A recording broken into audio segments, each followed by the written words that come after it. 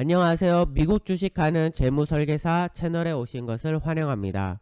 오늘 재무제표 분석의 주인공은 바로 마이크로소프트입니다. 지난 시간 애플에 이어 메가테크 기업이자 친근한 주식을 선택해 보았습니다. 마이크로소프트는 과거와 현재 인터넷을 이용하는 많은 사람들에게 엣지와 마이크로소프트 365 등으로 많이 알려져 있습니다. 그리고 미래에는 AI, 인공지능의 선두주자 메가테크 기업으로 지속적인 성장을 보여줄 것으로 판단되어 선택하게 되었습니다. 그러면 이렇게 좋은 주식을 알았으니 이제 재무제표를 통해 현재의 안정성과 미래의 성장성에 대해 알아보도록 하겠습니다. 시작하기 전에 구독과 좋아요로 저에게 힘이 되어 주시면 감사하겠습니다.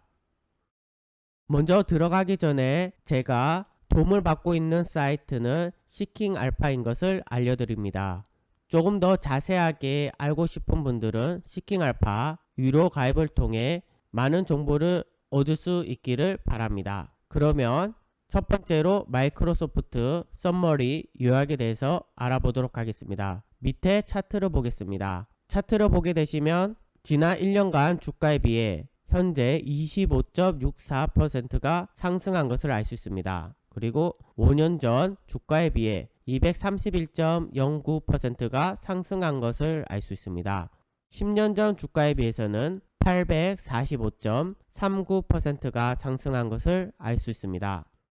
그러면 빨간 박스 안을 보겠습니다. 지난 1년간 마이크로소프트의 범위는 213.43에서 351.47달러인 것을 알 수 있습니다. 데이 레인지 같은 경우에는 지난날 하루 범위로 334.68에서 341.79인 것을 알 수 있습니다. EPS는 주당 순이익으로 FWD는 향후 1년간 예측치로 9.64달러인 것을 알 수 있습니다. PE는 주가를 EPS로 나눈 값으로 당연히 순이익은 높으면 좋기 때문에 PE는 낮을수록 좋습니다. 향후 1년간 PE 예측치는 34.97인 것을 알 수 있습니다. 디비던트 레이트 같은 경우에는 배당금으로 향후 1년간 배당금은 2.72달러일 것을 예상하고 있습니다. 옐드 같은 경우에는 배당률로 한 주당 배당금의 비율을 말합니다. 숏 인터레스트 같은 경우에는 공매도 비율로 공매도가 높으면 주가의 하락을 맞을 확률이 높아 안 좋은데 현재 마이크로소프트는 0.6%로 낮아 안정적인 주식인 것을 알 수 있습니다. 마켓캡 같은 경우에는 시가총액으로 현재 2.5조 달러 정도인 것을 알 수 있습니다. 볼륨 같은 경우에는 하루 거래량을 말합니다. 옆에 레이팅 썸머리를 보겠습니다. 레이팅 썸머리는 다양한 전문가가 내린 점수를 알려줍니다. SA 애널리스트는 시킹 알파에 연결된 준 전문가로 홀드를 주고 있습니다. 월스트리트는 우리가 아는 은행으로 바이 매수 의견을 주고 있습니다. 퀀트는 시킹 알파에서만 나오는 점수로 홀드 보유 의견을 주고 있습니다. 퀀트는 밑에 팩터 그레이드의 종합 점수인데 조금 더 자세하게 알아보도록 하겠습니다. 밑에 밸류에이션은 현재 가치가 F로 매우 낮은 점수인 것을 알 수 있습니다. 아무래도 최근에 많은 주가 상승으로 인해 가치가 떨어진 게 아닌가 생각합니다. 그로스는 D 플러스로 낮은 점수이고 프로핏어빌리티 수익성, 모멘텀, 추세, 리비전, 수정은 현재 좋은 점수를 맞고 있는 것을 알 수 있습니다. 다음으로는 마이크로소프트의 재무제표에 대해서 알아보도록 하겠습니다. 재무제표는 인컴 스테이트먼트, 밸런스, 캐시플로우로 이루어져 있습니다. 인컴 스테이트먼트는 손익계산서를 말하고 밸런스 시트는 대차 대조표, 재무상태표를 말하고 캐시플로우는 현금 흐름표를 말합니다. 저와 함께 보게 될 것은 손익계산서와 재무상태표를 보겠습니다. 손익계산서에서도 매출액, 총이익, 영업이익, 순이익률 순으로 보겠습니다. 제일 먼저 총 매출은 토탈 레베뉴라고 말하며 지속적으로 우상향하고 있는 모습으로 양호한 것을 알 수 있습니다. 그리고 총이익은 그로스 프로핏이라 말하며 총이익은 매출에서 매출 원가를 뺀 값을 말합니다. 이것 또한 지속적이고 가파른 우상향을 하고 있어 양호한 것을 알 수 있습니다. 밑에 오퍼레이팅 인컴은 영업이익을 말하며 영업이익은 총이익에서 판관비, 연구개발비 등을 뺀 값을 말합니다. 영업이익을 봤을 때도 지속적이고 가파른 우상향을 하고 있습니다. 미래 투자를 위한 연구개발비가 지속적으로 상승하는데도 영업이익도 상승하여 아주 양호한 것을 알 수 있습니다. 그리고 순이익은 넷인컴을 말하며 영업이익에서 부대비용과 세금을 뺀 값입니다. 다소 초반에는 변동성은 있으나 전반적으로 지속적이고 가파른 상승세를 보여 양호한 것을 알 수 있습니다. 다음으로는 밸런스의 재무상태표에 대해서 알아보도록 하겠습니다. 재무상태표에서는 우리는 유동비율과 부채비율을 계산해 보겠습니다. 유동비율은 재무 건전성을 측정하고 부채비율은 장기 채무에 대한 지급 능력을 측정할 수 있습니다. 유동비율에 필요한 것은 유동자산과 유동부채입니다.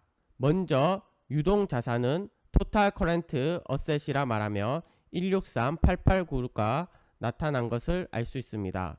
그리고 밑에 토탈 커런트 라이어빌리티가 유동부채를 말하며 85691을 나타내고 있습니다. 이를 먼저 나눠봤는데요. 1.91로 양호한 것을 알 수 있습니다. 참고로 유동비율은 100%보다 높으면 양호하다고 판단하고 100%보다 낮으면 주의 또는 위험하다고 판단합니다. 그리고 다음으로는 부채 비율을 알아보기 위해 총 부채와 총 자본을 알아보도록 하겠습니다. 총 부채는 185405이며 총 자본은 토탈 이쿼티로 194683입니다. 이 또한 제가 나눠보았는데요. 0.95로 양호한 것을 알 수 있습니다. 보통 부채 비율은 200%보다 초과하면 주의 또는 위험하다고 판단하고 200% 이하이면 양호하다고 판단합니다.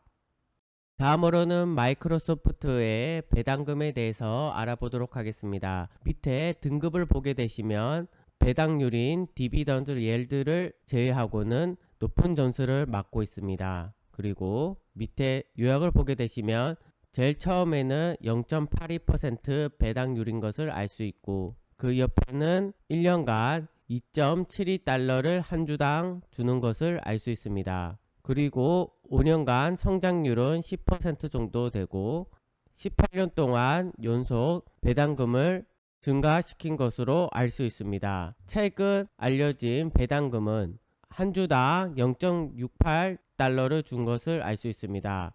이것은 위에 1년간 주는 배당금을 분기당 주기 때문에 4분의 1로 나누면 0.68달러가 나옵니다. 그 EX 디비던드 데이트 같은 경우에는 배당 낙일로 2024년 8월 16일자에 가지게 되시면 배당금은 못 받고 8월 15일자 주식을 갖고 있는 사람들에게 배당금을 준다는 것을 의미합니다.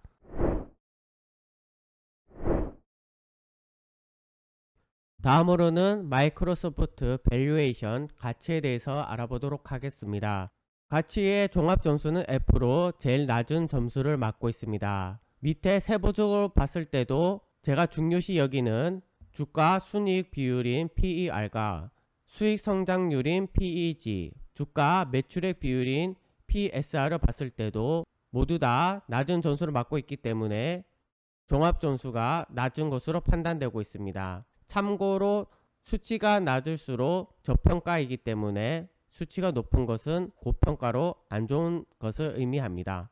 다음으로는 성장률에 대해서 알아보도록 하겠습니다. 성장률 등급은 D+로 낮은 점수입니다. 밑에 보게 되시면 매출과 세전영업이익, 순이익을 봤을 때 같은 섹터에 비해 다소 떨어지거나 오른 경우는 있어 중간 점수나 높은 점수를 섹터별로 맞긴 했으나 5년간 평균에 비해서는 많이 하락했기 때문에 종합점수에서는 D+로 낮은 점수를 맞은 걸로 판단되고 있습니다.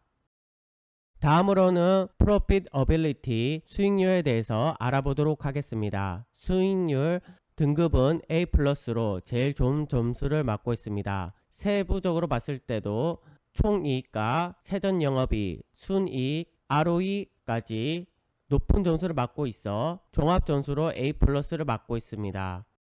다음으로는 RSI를 보겠습니다.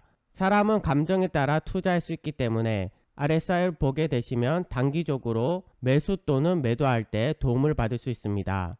RSI가 70에 가까울수록 과매수되어 떨어질 확률이 높고 30에 가까울수록 과매도되어 다음에 높아질 확률이 높습니다. 즉 반대로 70에 가까우면 매도하고 30에 가까우면 매수하여 단기적으로 수익을 볼 수 있습니다. 그러면 현재 7월 11일자 기준으로 마이크로소프트는 50이므로 중간 정도에 위치하고 있습니다. 마이크로소프트에 단기적으로 확신을 가지시는 분이라면 조금씩 매수해도 좋은 수치라고 생각합니다.